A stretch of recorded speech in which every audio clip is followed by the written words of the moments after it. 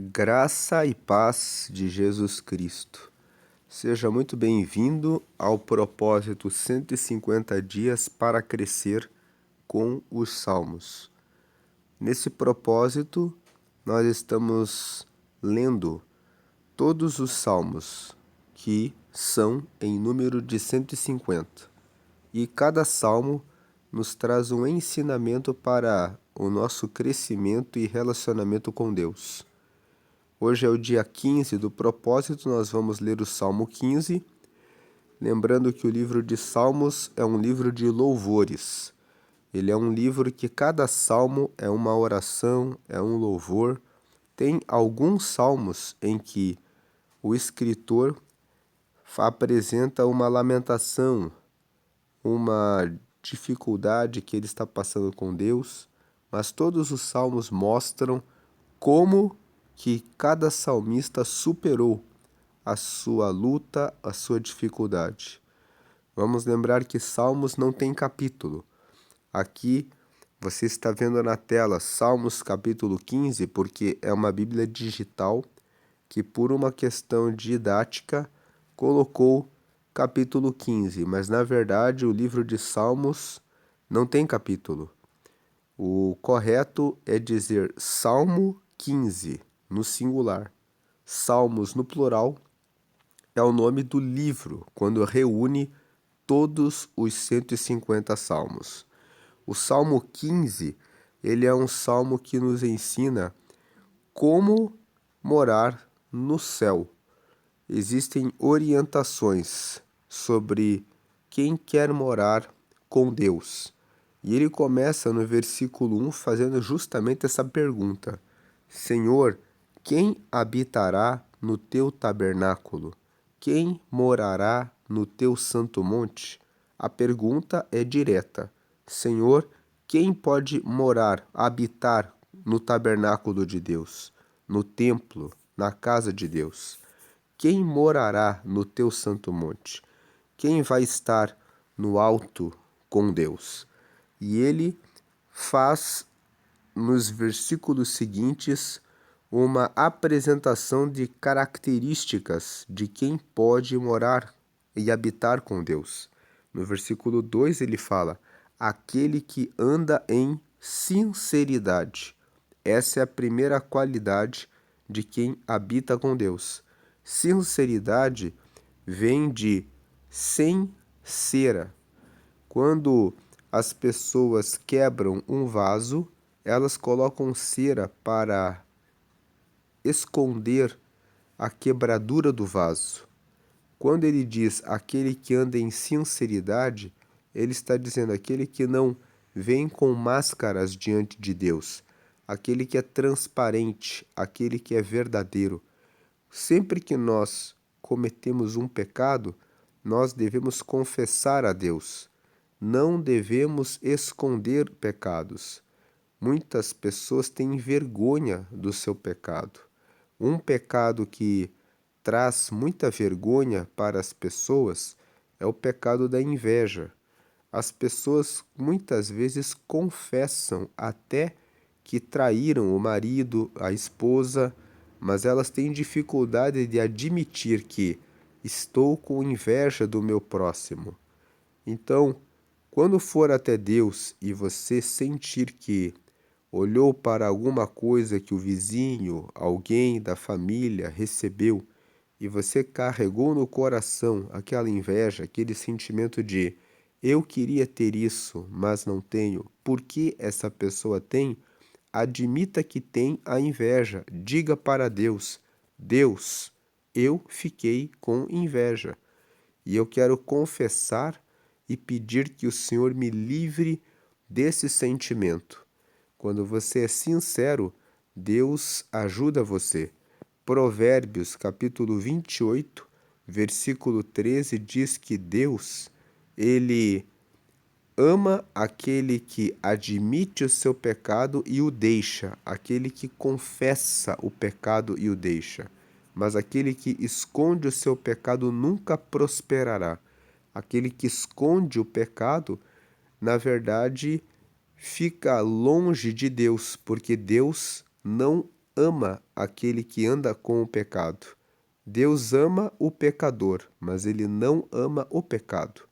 Então, quando você esconde um pecado, você está carregando com você algo que te impede de estar com Deus. A primeira característica, qualidade para poder estar com Deus é andar em sinceridade. Deus prefere que você confesse o pecado.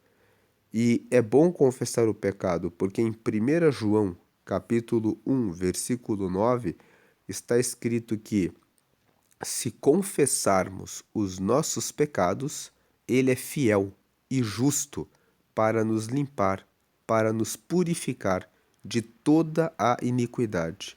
Então, a condição para sermos purificados do pecado é confessar. Portanto, não tenha medo. O nosso Pai quer nos limpar. Aquele que anda em sinceridade, não coloque cera sobre o pecado, sobre a quebradura do vaso. Tire a cera, vá diante de Deus sem nenhuma cera, com sinceridade. Segunda característica, aquele que pratica a justiça. Praticar a justiça significa praticar a vontade de Deus. Justiça significa ser justo. Justo significa estar ajustado com a palavra. Justo significa estar alinhado com a palavra. Para que nós possamos praticar a justiça, nós temos que ler a palavra. Se você não lê a palavra, não tem como você saber o que é pecado e o que não é pecado. Mas quando você lê a palavra, você sabe o que é pecado e o que não é. E você consegue tomar a decisão certa, você consegue praticar a justiça, você consegue saber o que precisa fazer para agradar a Deus. E não basta ler a Bíblia. Ler dá o conhecimento, mas é necessário praticar. Muitas pessoas sabem que não devem dar lugar à ira, e elas sabem que Deus quer que nós tenhamos o domínio sobre a ira. Mas ela, no momento em que é irritada, provocada ou algo não sai como ela gostaria que saísse, ela grita, ela berra, ela dá lugar à ira, fica chateada, irada, magoada. Então a pessoa sabe que a ira não agrada a Deus, mas ela não pratica a justiça. Mas se quer morar no céu e estar com Deus, é preciso praticar. Se você tem alguma dificuldade no domínio próprio em relação à ira, peça ao Senhor: ajuda-me, ó Deus, a ter o domínio próprio. Ajuda-me a ter a paciência com essa situação. Ajuda-me a passar por essa tribulação para que eu consiga continuar na tua presença. Agora, a terceira característica: e fala verazmente, segundo o seu coração. Falar verazmente significa falar com verdade, conforme o que está no coração. Essa terceira característica é justamente falar para Deus o que você está sentindo. Deus, hoje eu acordei, vi tal coisa, vi tal pessoa, cobicei, invejei, fiquei com mágoa, fiquei com raiva. Essa pessoa há alguns anos atrás me ofendeu e eu ainda carrego mágoa no coração. Quando falar com Deus, fale verazmente, fale com verdade. Deus, ele sabe o que está no nosso coração. Não adianta eu chegar até Deus e dizer: Deus, que bom que o Senhor me libertou e eu sou um santo. Deus sabe que no coração estão coisas escondidas. Então, diga: Deus, eu estou com lascívia, com malícia, com desejo maligno em relação a tal pessoa. Eu estou com mágoa, com raiva, com ódio daquela pessoa. eu cobicei, invejei isso ou aquilo de tal pessoa, eu me senti menor, porque eu achei que eu merecia mais do que essa pessoa que está aqui. Eu fiquei com orgulho, me considerei superior, acho que sou melhor do que tal ou qual pessoa. Diga o que você tem no coração e peça para que Deus ajude que você vença esse pecado. Quando você fala a verdade de acordo com o que está no seu coração, Deus se agrada e ele nos ajuda a vencer o pecado. Agora, indo para o versículo 3, ele prossegue: aquele que não difama com a sua língua. O que é difamar? Difamar é destruir a boa fama de outra pessoa. Sabe quando nós começamos a fazer fofocas e falar mal a respeito da outra pessoa? Dizemos: a Maria, ela não é uma serva de Deus. Olha só como ela se veste. E começamos a prestar atenção nos defeitos, começamos a apontar características, palavras que diminuem a outra pessoa perante terceiros. Colocamos o nome da pessoa em uma roda de conversa. O que você ganha falando mal de outras pessoas? Deus não se agrada de quem discrimina alguém por causa de raça, por causa de cor, por causa de condição financeira, por causa de altura, por causa de tipo de nariz, tipo de olho, característica biológica, se é mais gordinho, se é mais magrinho, se é, se estudou mais, se estudou menos. Deus, ele ama a todos indistintamente. Jesus morreu para dar a salvação para toda a humanidade. João, capítulo 3, versículo 16, fala que Deus amou o mundo de tal maneira que deu o seu Filho, para que todos os que nele creem tenham a vida eterna.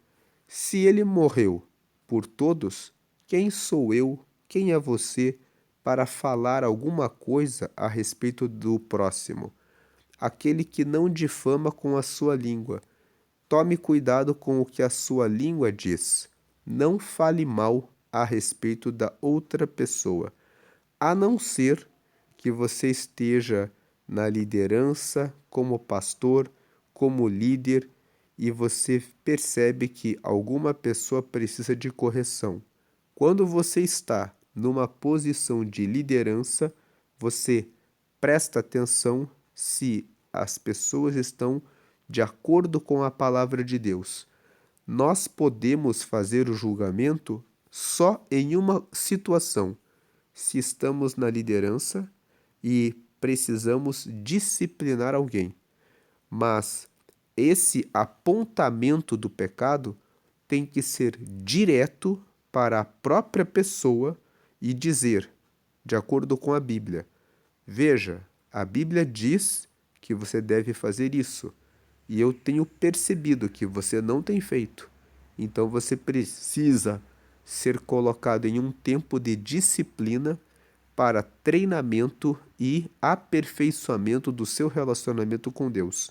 Como líder, como o chefe, o responsável por esse coral, por esse grupo, por essa célula, por esse departamento, é necessário que eu discipline você, porque a Bíblia quer que você seja aperfeiçoado. Nessa hipótese, é a única hipótese que nós podemos apontar e é diretamente para a pessoa com o objetivo de que ela cresça espiritualmente.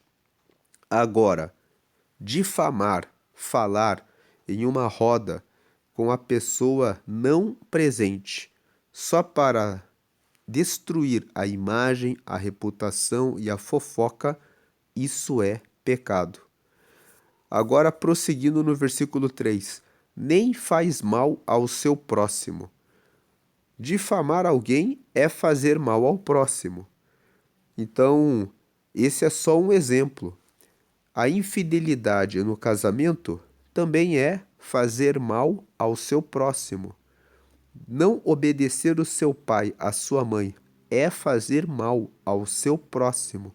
Você que é pai, você que é mãe, que não disciplina o seu filho, você também está fazendo mal ao seu próximo. Ele é seu filho, ela é sua filha.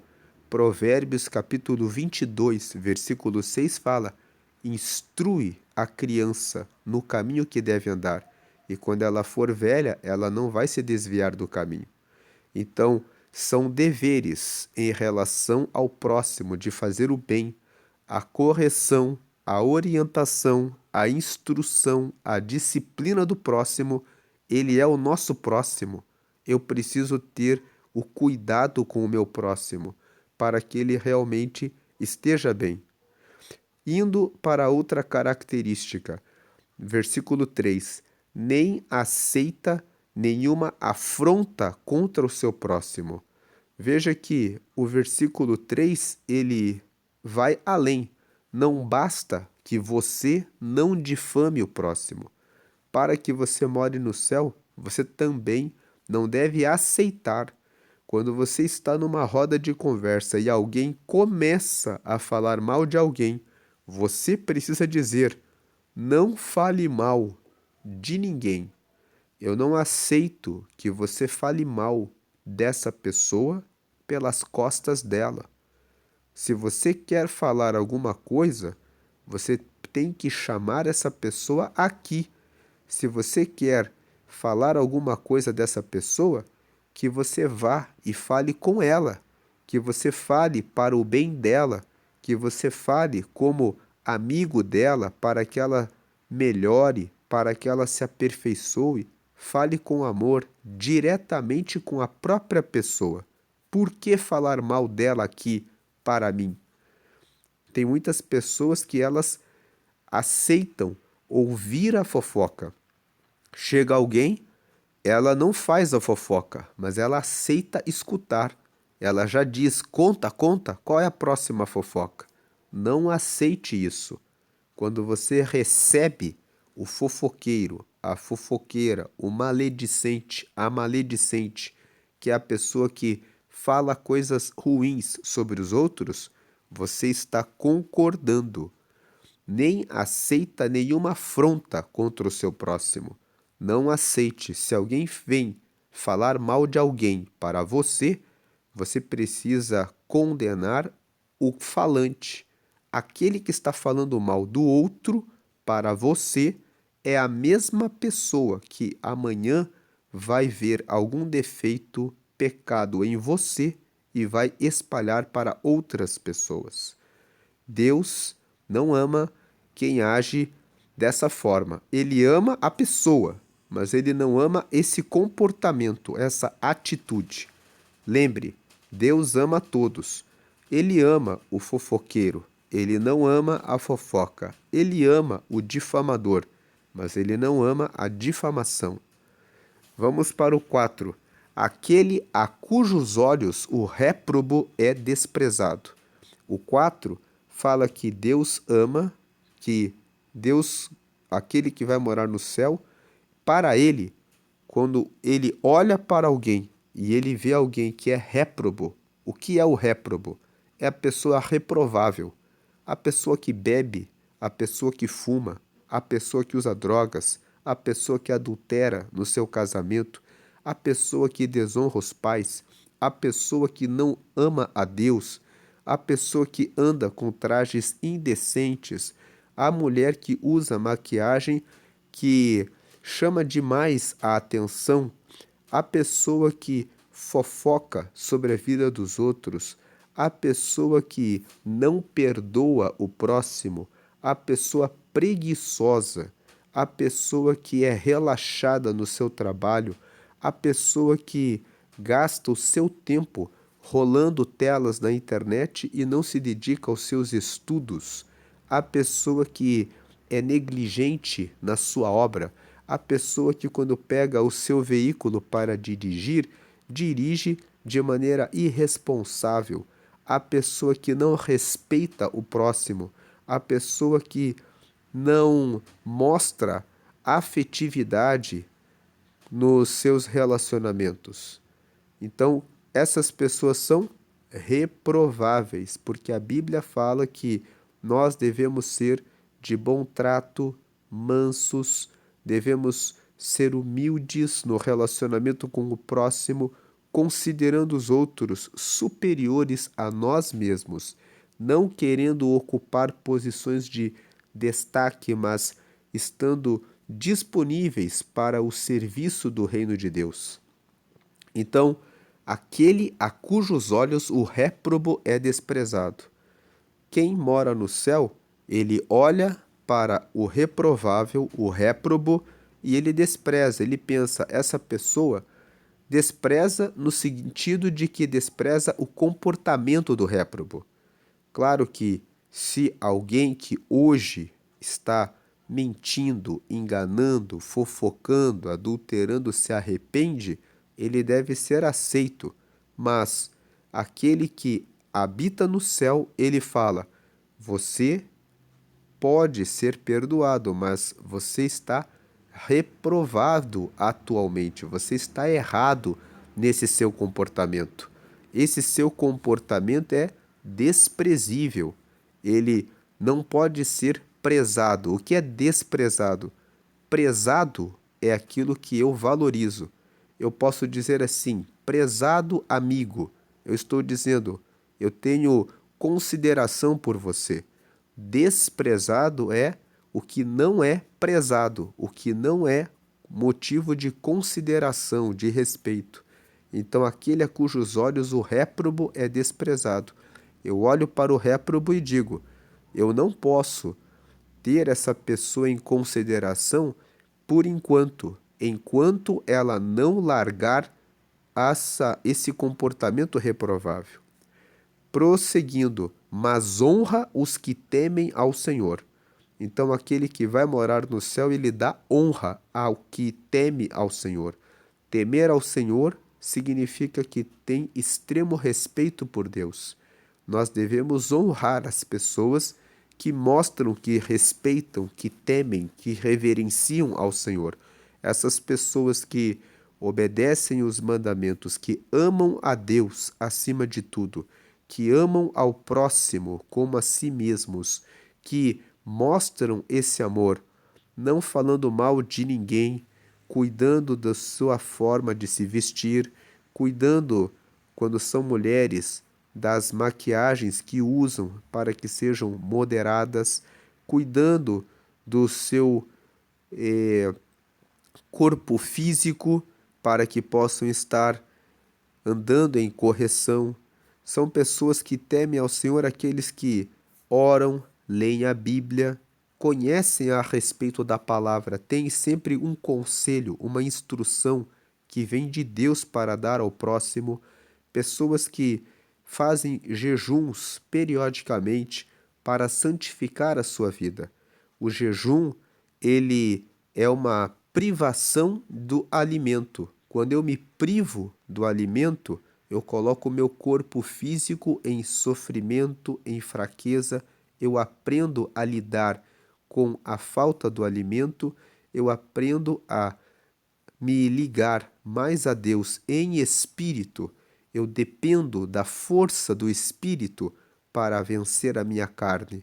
E essa prática do jejum nos dá força para recusar as propostas, as tentações, porque se eu me coloco em pressão no meu corpo físico no jejum, quando eu sou tentado em relação a alguma fraqueza, eu me lembro, eu já consigo vencer a minha necessidade de alimento.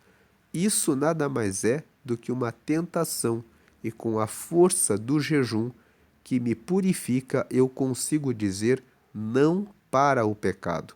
Se você não tem experimentado os benefícios do jejum, comece a praticar um jejum. Faça um dia, um jejum de café da manhã.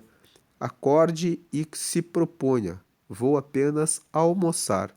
Deixe o café da manhã. Faça isso um dia e dedique o tempo da manhã para a leitura bíblica. Se você trabalha, acorde, faça uma oração, leia um pouco da palavra, guarde um versículo e coloque aquele versículo como seu desafio. Um desafio hoje: ter mais paciência. Fique durante a manhã lembrando desse versículo enquanto você trabalha. Quando chegar o meio-dia, você entrega o jejum, dizendo: Senhor, essa manhã eu fiquei meditando nesse versículo sobre a paciência e eu peço que o Senhor me dê mais paciência. Venceu esse primeiro dia de jejum? Faça, com o passar do tempo, 3 dias de jejum dessa forma. Então, separe sexta, sábado e domingo, 3 dias para ficar durante o período da manhã consagrado a Deus. Então você apresenta um propósito: Senhor, fiz 3 dias de jejum para vencer esse pecado. O jejum não é só para vencer pecado, também pode ser para você receber dons espirituais. Você pode fazer 3 dias de jejum dizendo: Deus, eu quero receber mais entendimento da palavra. Abre a minha mente para que ao ler eu consiga entender a palavra. Você também pode fazer jejum quando você está com uma dificuldade na sua vida financeira. Você pode pedir a Deus: me ajuda a conseguir vencer isso, a ter, a lidar com a ansiedade. Você pode pedir uma porta de trabalho. Você pode pedir pelo seu filho, pela sua filha. Você pode pedir por vários propósitos a Deus. E se você tem um desafio grande, como uma doença, um pecado que é muito persistente na sua vida, você pode fazer um jejum de mais tempo. Por exemplo, de 7 dias, 14 dias, 21 dias. Quando o desafio é grande, você pode fazer jejuns até de 40 dias ou até de 90 dias. Quando você pede pela salvação de alguém que resiste a Deus, você pode dizer: Senhor, está tão difícil que eu vou orar 90 dias e jejuar 90 dias, todos os dias pedindo pela salvação dessa pessoa. Deus lhe ajudará a vencer essa barreira. Quando Jesus começou o seu ministério, ele ficou 40 dias de jejum. Quando Deus quis que Moisés vencesse alguns desafios, ele também precisou passar por etapas de 40 dias com Deus. Existem vários trechos da Bíblia em que os homens de Deus ficaram 40 dias em propósitos com Deus. Então, honra os que temem ao Senhor. Você que teme ao Senhor, que coloca a Deus em primeiro lugar, você está no caminho certo. Quando você honra os que temem ao Senhor, você é uma pessoa que mora no céu. Agora, ainda no versículo 4, na parte final: aquele que, mesmo que jure com dano seu, não muda. Muitas vezes nós assinamos um contrato, nós damos uma palavra: eu vou nesse evento, eu vou ajudar você, eu vou estar do seu lado. Só que a situação muda. De repente eu me comprometo a ir na casa de um irmão no domingo para lermos a Bíblia juntos e de repente o meu filho e a minha filha dizem para mim: pai, no próximo domingo a gente quer ir no shopping. E você não tinha conversado com o seu filho e com a sua filha e eles não tinham essa programação de ir no shopping no domingo com você, mas você já se comprometeu em estar na casa do seu irmão para trazer um sermão ou para ler a Bíblia com aquela pessoa. Então, Aquele que, mesmo que jure com dano seu, não muda. É aquele que cumpre a sua palavra. É preciso dizer para o filho e para a filha que é bom sair com o filho e com a filha para ir ao shopping, mas você vai dizer: o papai já se comprometeu com o irmão para ler a palavra. Então, vocês podem vir junto comigo. Lá, de lá podemos ir para o shopping. É necessário manter a palavra, ou então conversar com aquele irmão, renegociar para um outro dia, mas uma coisa importante é cumprir as promessas que faz.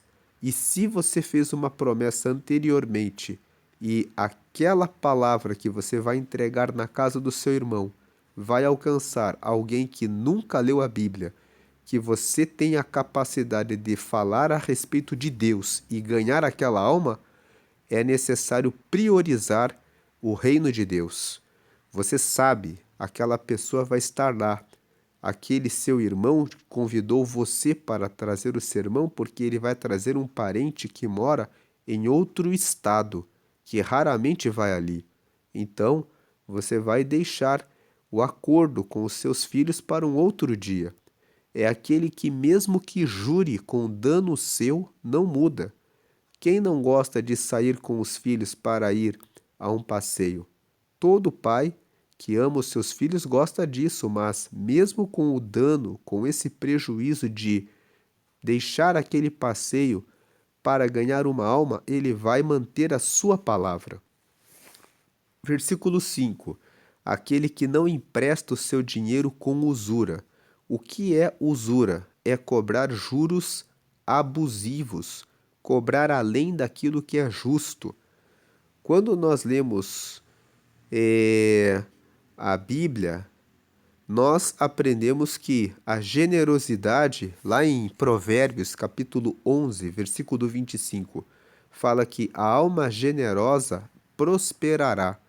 Ajudar o próximo, tendo generosidade no coração, ajudando, muitas vezes até fazendo a doação do dinheiro, fazendo a doação do alimento, das vestes, daquilo que o irmão precisa, agrada a Deus. Então, se empresta o dinheiro, empreste de acordo com a justiça, não se aproveitando da situação. Quando o texto fala assim, aquele que não empresta o seu dinheiro com usura, está dizendo aquele que não aproveita da situação ruim do seu vizinho, do seu irmão, para lucrar, para receber uma vantagem excessiva. Aquele que se aproveita da fraqueza do próximo para receber algum benefício maior do que o que é justo. Deus ama a justiça. Então, aquele que não empresta o seu dinheiro com juros excessivos, que não passa por cima do próximo na situação de ruína e de desgraça para receber lucros e vantagens em cima do outro. E nem recebe subornos contra o inocente. O que é um suborno? É um recurso financeiro, uma vantagem para prejudicar alguém. Então, aquele que, quando ele sabe que o outro é inocente, ele respeita o inocente, ele luta pela justiça. Aquele que luta pelos inocentes, que luta pela verdade, não recebe subornos contra o inocente. Quem faz isto nunca será abalado. Aqui estão as balizas para morar no céu. Você sabe se vai morar no céu? De acordo com a Bíblia, para morar no céu é preciso ter o nome escrito no livro da vida. Apocalipse, no capítulo 20, fala que no dia do juízo final, quando Jesus vier, ele colocará um trono branco, se assentará no trono e realizará o julgamento de todos. Quem estiver com o nome no livro da vida será salvo, sem julgamento, porque foi perdoado dos seus pecados. Aqueles que não estiverem com o nome no livro da vida serão julgados pelo livro das obras. O livro das obras é um livro que cada pessoa tem e que está no céu, onde são anotados todos os nossos pecados, tudo que nós fazemos. Seremos julgados pelas obras. Antes de que alguém seja condenado para o inferno, ele será julgado. Por que Jesus vai julgar a pessoa antes de mandar para o inferno? Para mostrar para a própria pessoa que ela mesma praticou obras que a levaram para o inferno. Deus, ele sabe que todos nós temos pecados. De maneira direta, todos nós cometemos pecados.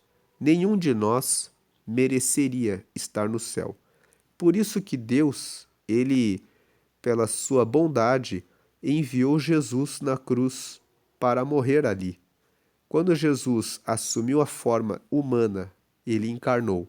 E quando nessa forma ele morreu de maneira injusta na cruz, ele morreu por todos os que querem recebê-lo. Se você receber Jesus, Deus considera assim: ele recebeu Jesus, e o sangue de Jesus justifica o pecado de todo mundo que aceita Jesus. Então, quando você aceita Jesus, o seu nome é escrito no livro da vida. Então, você recebe o perdão dos seus pecados e o seu nome fica no livro da vida. E você passa a ser justificado. Você é justo, porque você foi justificado por Jesus, pelo sacrifício dele. Se você ainda não aceitou a Jesus e quer ter o seu nome no livro da vida, e quer ser um salvo e começar a praticar a palavra de Deus, faça essa oração comigo. É uma oração muito simples. Diga assim comigo: Senhor Jesus, eu te aceito como meu único Senhor e Salvador. Escreve o meu nome no livro da vida e me dá o teu Espírito Santo para te seguir eternamente. Amém. Com essa oração, você acabou de dizer que Jesus é o teu único Senhor agora. Então, ele é o teu Senhor. Você vai ler a Bíblia e vai obedecer a esse Senhor, que é o Senhor Jesus, e fazer a sua vontade. Aqui no Salmo 15, nós vimos qual é a vontade de Jesus para aquele que quer morar no céu. Você também disse que você aceitou ele como Salvador.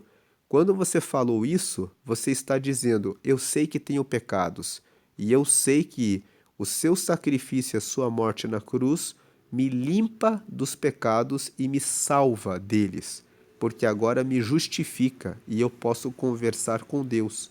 Toda vez que Deus olhar para você, quando você estiver orando, ele vai lembrar que o seu nome está no livro da vida, que você está limpo em razão do sangue de Jesus, porque você aceitou esse sangue para te salvar. Você também pediu para escrever o seu nome no livro da vida. Então, no dia do juízo final, você está salvo. E você pediu para ter o Espírito Santo, que é o próprio Espírito de Deus que agora guia você. Ele fala no seu coração, ele fala no seu pensamento, para que você faça a coisa certa. Quando você estiver para fazer algo errado, você vai sentir um aperto, uma inquietação. É o Espírito Santo te alertando, dizendo: não faça isso. O sinal de que você pode fazer alguma coisa é quando você sente paz, quando você sente inquietação. Ore a Deus e pergunte: será que eu estou no caminho certo? Agora, para continuar a sua conversão, procure uma igreja ou uma comunidade de fé e peça o discipulado para se batizar nas águas. O batismo nas águas significa que você morre para os seus pecados. Quando você sai da água, você está purificado, você foi lavado dos seus pecados. E depois que você participou do batismo, você vai participar da ceia. Participe sempre da ceia. A ceia é uma comunhão onde as pessoas pegam um pão, partem em pedaços, distribuem entre os irmãos e eles comem esse pedaço de pão simbolizando que o corpo de Cristo foi morto por nós. Depois, eles bebem um cálice com suco de uva, que lembra que o sangue de Jesus nos purifica do pecado. Todas as vezes que nós participamos da ceia, nós anunciamos que Jesus morreu por nós e por isso estamos limpos do pecado. E lembramos, um dia ele voltará e nós estaremos com ele, porque aceitamos o seu sacrifício por nós e pelo sacrifício dele fomos justificados e agora estamos separados para ele eternamente. Vamos agradecer em oração por esse aprendizado, por essa meditação. Pai querido, te agradecemos pela leitura, pela meditação do Salmo 15. Aprendemos qualidades que o Senhor deseja que nós tenhamos para morar no céu, que nós venhamos a vencer a fofoca, a difamação, a calúnia, a injúria, que nós possamos amar o nosso próximo, independente de condição financeira, de raça, de cor, de estatura, seja por qualquer motivo que for, que nós possamos manter a nossa palavra, que possamos ser fiéis nos nossos relacionamentos, nos nossos contratos e que possamos ser exemplo para que as pessoas à nossa volta vejam que a tua glória está em nós, que nós possamos sempre obedecer ao Senhor e crescer espiritualmente diariamente, cuidar também da nossa alma, do perdão em relação ao próximo, de mágoa, vencer o orgulho, a arrogância, ter mais humildade e também que nós possamos cuidar do nosso corpo com relação a como nos vestimos, as irmãs que cuidem de forma moderada da maquiagem, das roupas que vestem, cuidando, meu Deus e meu Pai, do corpo, de maneira que possamos honrar e santificar ao Senhor. Ajuda-nos a vencer a mentira, a vencer a inveja, a vencer o suborno, a vencer muitas vezes a aceitação de falar a respeito de alguém de maneira indevida pelas suas costas, que não venhamos a aceitar nada disso, mas que venhamos a agir conforme a sua palavra. Arranca do nosso coração o mal, que muitas vezes nós queremos bater no peito e dizer: eu sou livre para fazer o que eu quiser, mas na verdade, aquele que é livre, ele é livre para fazer a justiça, a vontade de Deus. Aquele que é livre, ele derrota a sua própria vontade, derrota o seu próprio pecado e ama obedecer e seguir aos mandamentos que estão na sua palavra. Ajuda-nos a entender a sua palavra, para que possamos cumpri-la. Convence-nos do pecado, para que possamos abandoná-lo e andar sempre na sua justiça. É isso que pedimos.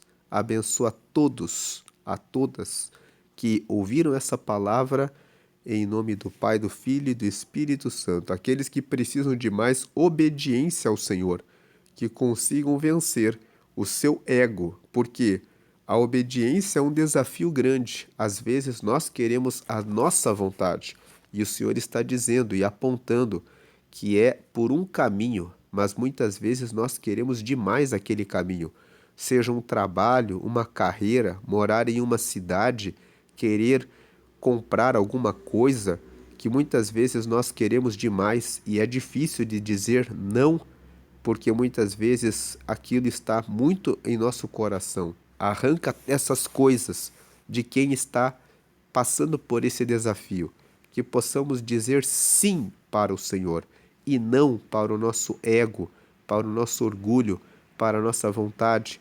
É o que nós te pedimos, em nome do Pai, do Filho e do Espírito Santo. Amém e amém.